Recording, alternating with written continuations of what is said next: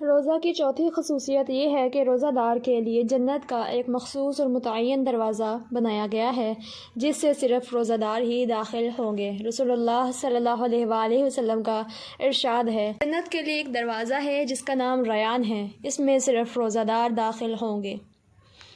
پانچویں خصوصیت روزہ کی یہ ہے کہ روزہ دار سے اللہ کی ملاقات کا وعدہ ہے۔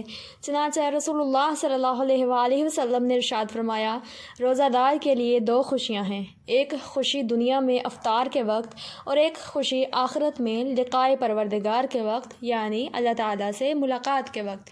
اس حدیث سے ثابت ہوتا ہے کہ روزہ دار کی ملاقات اللہ کے ساتھ یقینی ہے اور اس کا سبب روزہ ہی ہے، پس اس اعتبار سے بھی روزہ کو اللہ کے ساتھ خصوصی نسبت حاصل ہے۔ روزہ کی چھٹی خصوصیت یہ ہے کہ یہ محض ایک عبادت نہیں بلکہ اس کے جلو میں بکثرت عبادات ہیں۔ ایک روزہ کے طفیل میں روزہ دار کو متعدد عبادتوں کی توفیق ملتی ہے۔ رسول اللہ صلی اللہ علیہ وآلہ وسلم کا ارشاد ہے،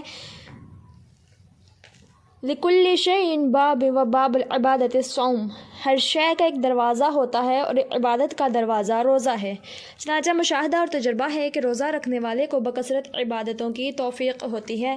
نماز، ذکر، تلاوت، مسجد کی حاضری، تفکر کی خاموشی اور کلام میں خیر وغیرہ، نہ جانے کتنے حسنات کی توفیق ملتی چلی جاتی ہے۔ اور کیوں نہ ہو، رمضان کے مہینہ میں حق تعالیٰ کی بارگاہ سے ایسا ماحول بنایا جاتا ہے کہ طبیعتیں خود بخود نیکی کی طرف مائل ہوں اور برائیوں سے نفرت پیدا ہو۔ اس مہینے میں عبادات اور اطاعت کی ہوائیں ملکوت کی طرف سے چلتی ہیں اور برائیوں کے سرچشمے بند کر دیے جاتے ہیں، اور اس کا فائدہ ایمان والوں کو پہنچتا ہے جنہیں عالم غیب سے مناسبت ہوتی ہے، کیونکہ وہ غیب پر پختہ یقین رکھتے ہیں۔ رسول اللہ صلی اللہ علیہ وآلہ وسلم کا ارشاد ہے، جب ماہ رمضان آتا ہے تو جنت کے دروازے کھول دیے جاتے ہیں اور جہنم کے دروازے بند کر دیے جاتے ہیں، اور شیطان کو بیڑیاں پہنا دی جاتی ہیں، اور ایک پکارنے والا پکارتا ہے، اے خیر اور نیکی کے طلبگار آؤ، اور اے شر اور بدی کے طلبگار ٹھہرو۔ یہ روزہ دار کے لیے غیبی انتظام ہے کہ جنت کے دروازے کھول دیے گئے، کیونکہ خیر کی بہتات ہوگی تو مناسب ہے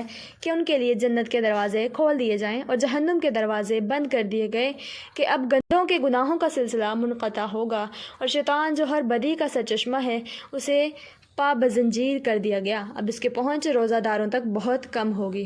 فضا جب خوشگوار ہوتی ہے، ماحول جب سازگار ہوتا ہے، ہوائیں جب فرحت بخش ہوتی ہیں اور موسم بہار آ جاتا ہے تو دل اور دماغ اور جسم اور اعضاء صحت مند اور نشیط ہوتے ہیں۔ اسی طرح جب رمضان کا مہینہ آتا ہے تو عالم غیب سے جنت کی روح پرور ہوائیں آنے لگتی ہیں، جہنم کی باد سموم روک دی جاتی ہے اور شیاطین کی اچھل کود پر پابندی لگا دی جاتی ہے، ایمان کی بہار آ جاتی ہے تو طبیعتیں خود بخود نیکی اور اطاعت کی جانب مائل ہو جاتی ہیں۔ ظاہر ہے کہ یہ برکت روزہ کی بدولت حاصل ہوتی ہے۔ اس ماحول میں آدمی بشریت سے ترقی کر کے ملکوت کے دائرے میں پہنچ جاتا ہے۔ ایک حدیث میں ہے، اللہ تعالیٰ نوجوان عبادت گزار بندے پر ملائکہ کے سامنے بطور فخر کے فرماتے ہیں کہ اے جوان جس نے میرے واسطے اپنی شہوت ترک کر دی اور اپنی جوانی قربان کر دی، تمہارا مرتبہ میرے نزدیک فرشتوں جیسا ہے۔ یہ کلام در حقیقت روزہ دار کے بارے میں ہے، جیسا کہ حدیث میں ہے، اے میرے فرشتوں، میرے اس بندے کو دیکھو، اس نے اپنی شہوت، اپنی لذت اور اپنا کھانا پینا سب میرے لیے چھوڑ رکھا ہے۔ ساتویں خصوصیت یہ ہے کہ روزہ ایک ایسی عبادت ہے جو صبح صادق سے شروع ہو کر مسلسل غروب آفتاب تک قائم رہتی ہے۔ اس وقفہ میں آدمی سو رہا ہو یا بیدار ہو، چل پھر رہا ہو یا بیٹھا ہو یا لیٹا ہو یا بات کر رہا ہو یا خاموش ہو، مسجد میں بیٹھا مشغول ذکر و تلاوت ہو، ہر حال میں وہ روزہ کی عبادت میں ہے۔ یہ خصوصیت کسی اور عبادت کو حاصل نہیں ہے۔ حدیث میں ہے، روزہ دار کا سونا عبادت ہے، اس کی خاموشی تسبیح ہے، اس کا علم افزوں تر ہے، اس کی دعا مقبول ہے، اس کا گناہ بخشا ہوا ہے۔